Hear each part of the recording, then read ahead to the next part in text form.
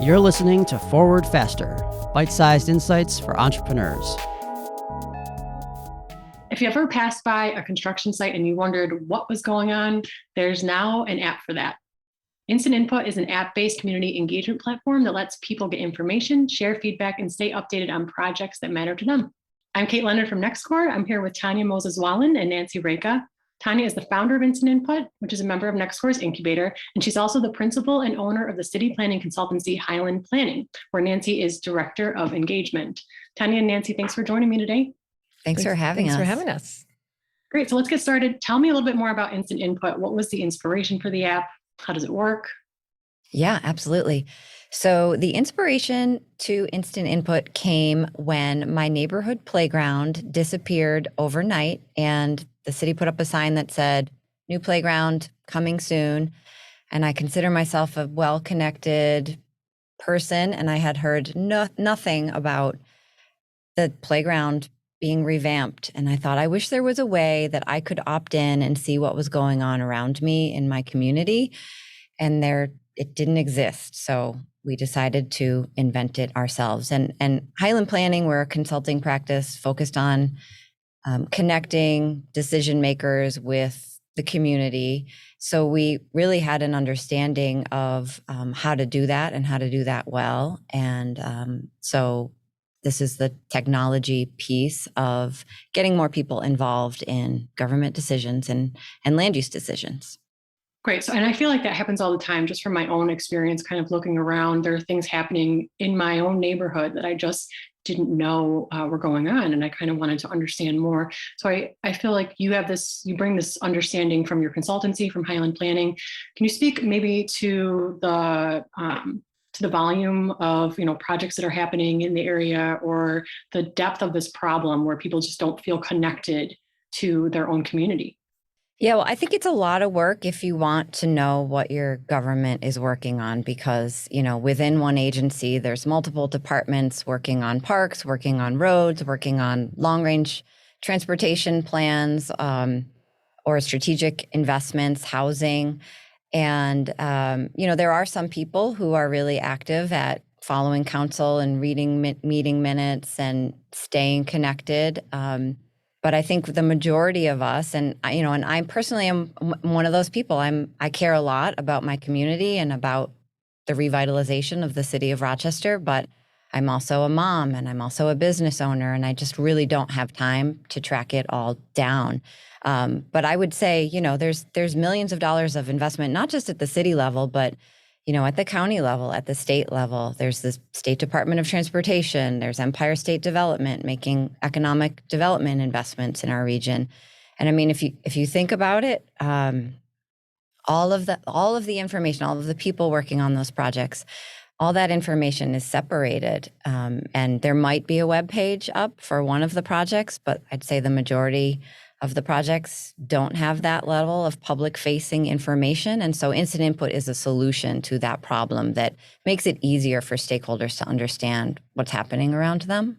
Yeah, and the other thing is, traditional public engagement, or what's required by law, is often like a notice in like the back page of the newspaper or something, or a public hearing, which is all fine, but it relies on people having the time, first to know about it, and then to have the time to attend.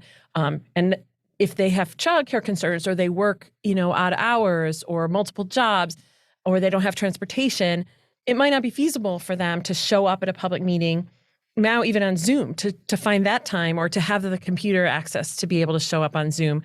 Instant Input is special because it is app-based, and people can access information about projects that are going on right from their smartphone. So it makes it easier for decision makers to reach people right where they are. Perfect. Yeah, because I consider myself in that group of people who might be interested, right, but don't exactly have the time or the flexibility to dig into it and get that information. So it's excellent that it's served up right to you. And as I understand it, you can track projects that you are really interested in and get notifications on them. So at what point would someone who has a project decide to put some information on Instant Input?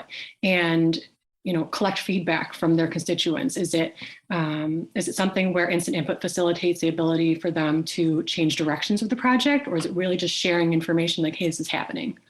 That's a great question. So I think what's interesting is that we bring 20 years of experience in public engagement and advising our clients on how to do this the best way. And what we advise is that, you want to start early before your project starts, share information, ask for input. We really believe that, as chaotic and messy as a lot of people being involved in a decision can be, it creates a better end product. It can support grant applications. It can meet, regulations around environmental reviews, and it can just ultimately make a better end project. But what we're finding and what's super interesting about this tool is that each of our clients is using it a little bit differently. So USA Niagara, which is an arm of Empire State Development in Niagara Falls, New York, they wanted to share what they've been working on for the past 10 years. Yeah. So some of their projects are complete and they put pins on the map to share what happened, how much investment was there, and how it fits into an overall downtown revitalization strategy, as well as the things that they're going to be working on for the next 10 or 15 years.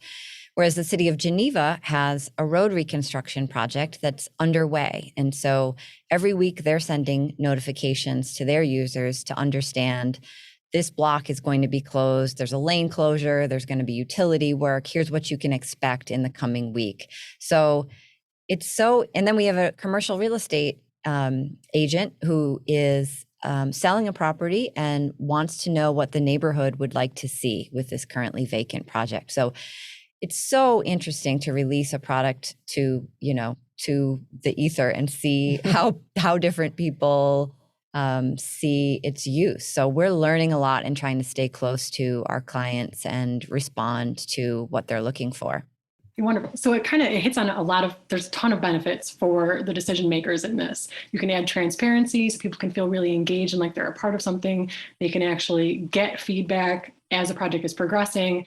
Yeah, as you mentioned, there is the notification feature where decision makers can push out notifications, but there's also a survey function that has a lot of the functions that you might be used to in an online survey. So decision makers can post a survey. There's also a comment field where people can just send in comments. So can you share more about, so you just mentioned a few different projects that are in kind of different phases and how they're using the app differently, but maybe some specific examples of the types of feedback that they've gotten from people, the number of people who are tracking projects now.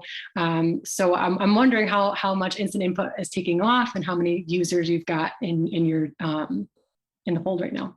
Yeah, so we probably have about 25 or 30 projects on the map currently. We quietly launched in April, and I'd say officially more publicly launched in July.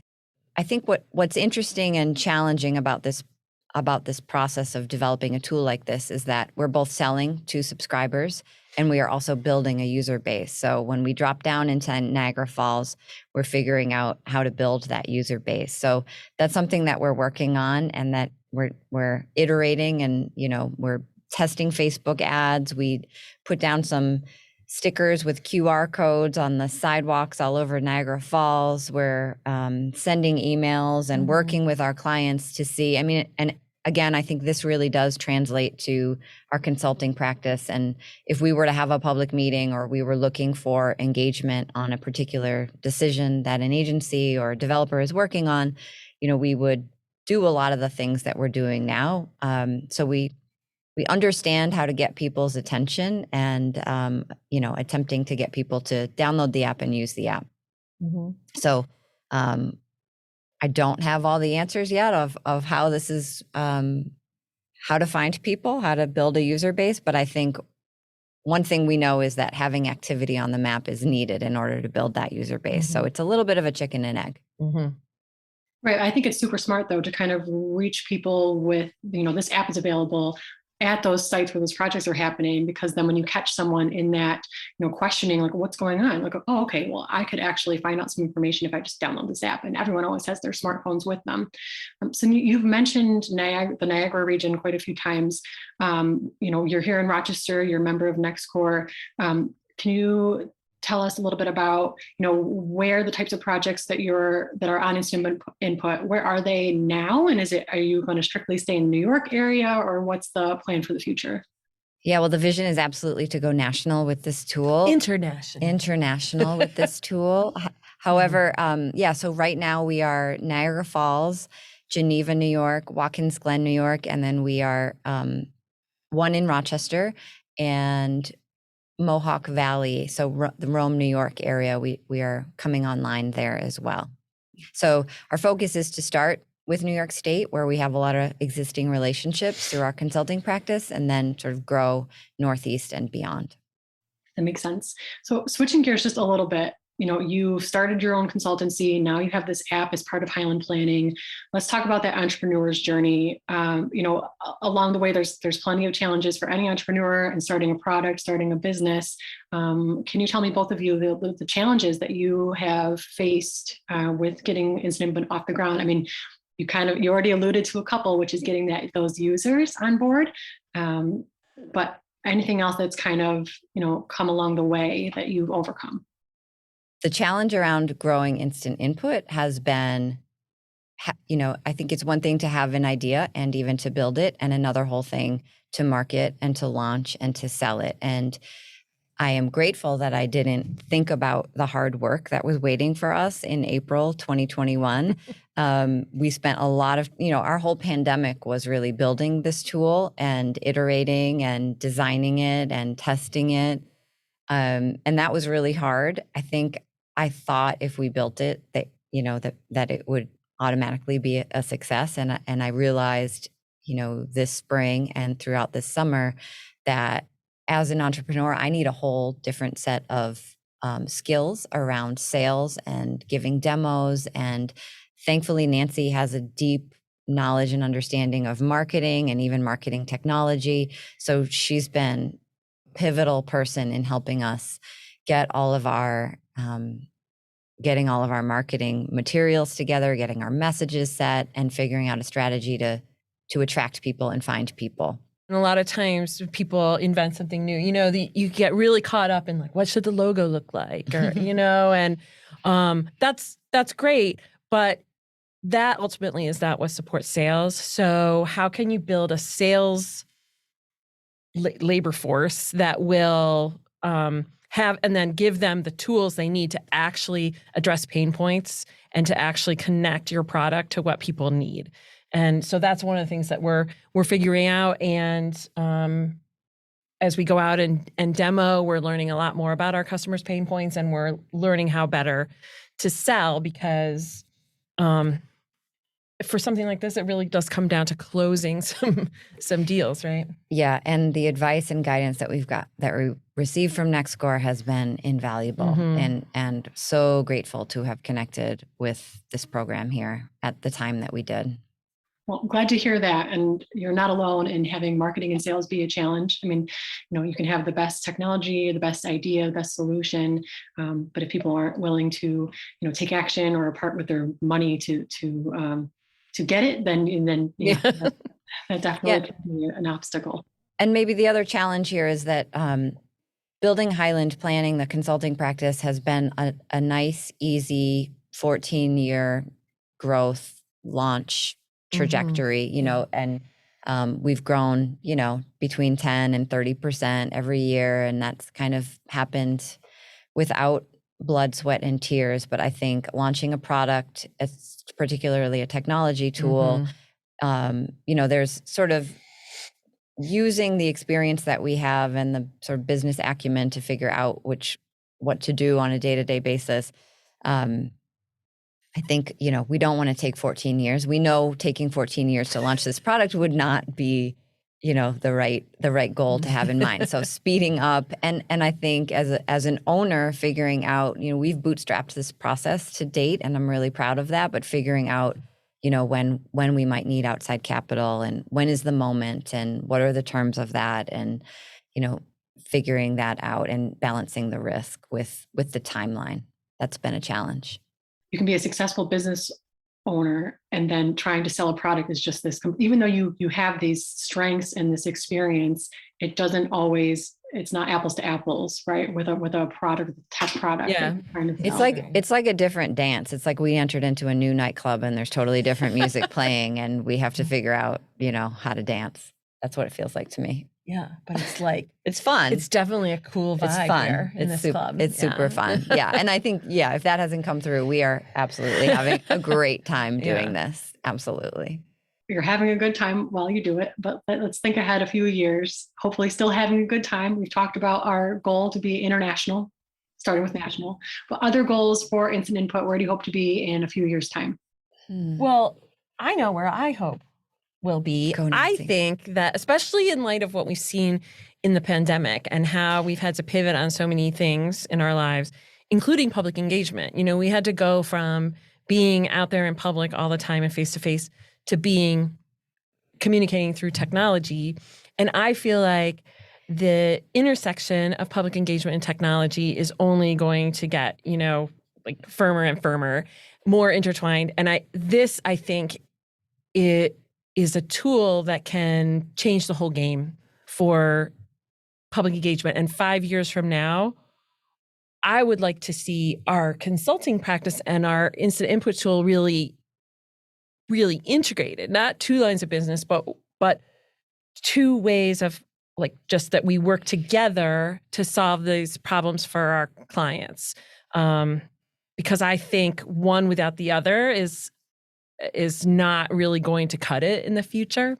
Yeah. And I would add to that, I agree with that. And I would say we want to be iterating this tool. So this is an MVP, this is a beta. And we didn't build the Cadillac, but I hope that in 5 years that we do have that Cadillac product and that we're responding to what our customers are saying they want and what users are saying they want. And, it's really functioning really well. Okay, so pressure's on. Last question. Leave our listeners and viewers with some inspiring action they can take. You've got 10 words or less. Yeah, people can download the app or visit instantinput.co and find out what's going on around them. Sounds perfect. And we will put the URL in our description. Everyone head to instantinput.co, check out the Instant Input team and their story a little bit more, and also download the app. I believe it's available for Android and iPhone. Tanya and Nancy, thanks again for being here with me today. Thanks, Kate. For everyone who is listening in, or if you're watching on YouTube, please click the subscribe button below. We put out new videos every week. We'll see you next time.